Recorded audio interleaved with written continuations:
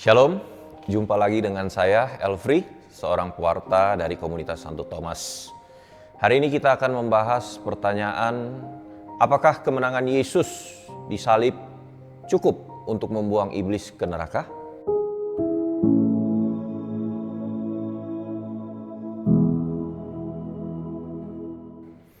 Satu kenyataan yang membuat kita bertanya-tanya adalah kenapa setelah kemenangan Yesus di kayu salib dan kebangkitan Dia, iblis dan malaikat-malaikatnya yang memberontak tidak langsung dihukum? Kita bisa dapati ini di 1 Petrus 5 ayat 8 dan 9, di mana Petrus menasihati, sadarlah dan berjaga-jagalah, lawanmu si iblis berjalan keliling seperti singa yang mengaum-ngaum mencari orang yang dapat ditelannya. Lawanlah dia dengan iman yang teguh. Artinya, iblis masih berkeliaran sampai dengan hari ini. Bukankah ini membuat hidup manusia setelah salib Kristus akan jauh lebih mudah jika iblis langsung dibuang ke neraka? Bagaimana untuk bisa mengalahkan iblis secara total? Artinya, iblis sampai bisa dibuang ke neraka. Kita bisa temukan ini jawabannya di Wahyu 12 ayat 10 dan 11. Dan aku mendengar suara yang nyaring di surga berkata, sekarang telah tiba keselamatan dan kuasa dan pemerintahan Allah kita dan kekuasaan Dia yang diurapinya. Karena telah dilemparkannya ke bawah pendakwa saudara-saudara kita yang mendakwa mereka siang dan malam di hadapan Allah kita. Perhatikan di ayat 11, dan mereka mengalahkan Dia oleh darah anak domba dan oleh perkataan kesaksian mereka, karena mereka tidak mengasihi nyawa mereka sampai ke dalam maut. Di sini kita bisa dapati bahwa di ayat yang ke-11, iblis dikalahkan pertama oleh darah anak domba. Ini yang dilakukan Yesus ketika Dia mati di kayu salib. Tetapi ada kata dan di situ. Artinya yang kedua ini adalah bagaimana mengalahkan iblis?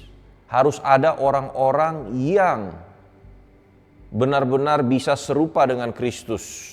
Benar-benar tidak mengasihi nyawa mereka sampai ke dalam maut. Ini dikuatkan juga di Wahyu 6 ayat 10 dan 11.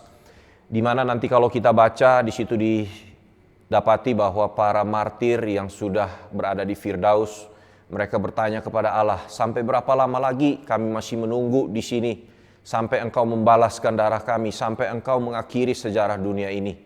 Ternyata kemudian dijawab bahwa tunggu sebentar lagi sampai jumlah orang yang seperti kalian, para martir ini genap jumlahnya.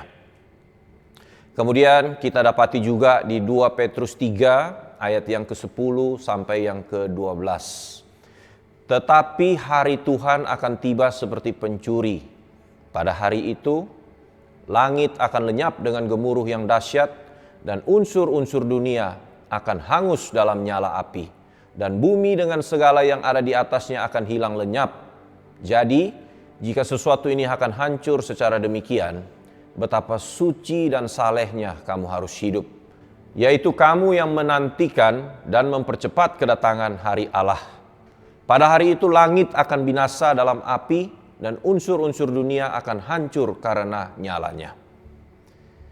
Ada kata mempercepat kedatangan hari Allah.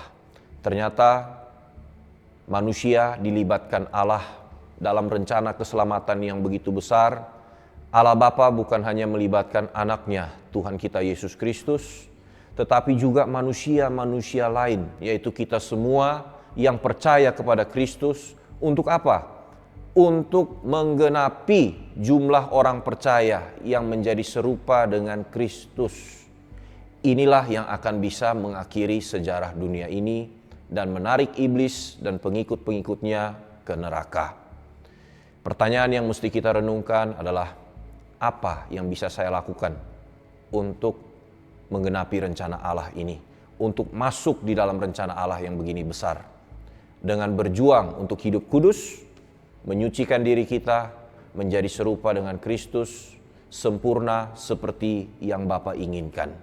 Tentu ini perjuangan yang tidak mudah, tetapi inilah prestasi terbesar seorang yang percaya kepada Kristus. Mari kita berjuang bersama, kiranya Allah menolong, menguatkan kita.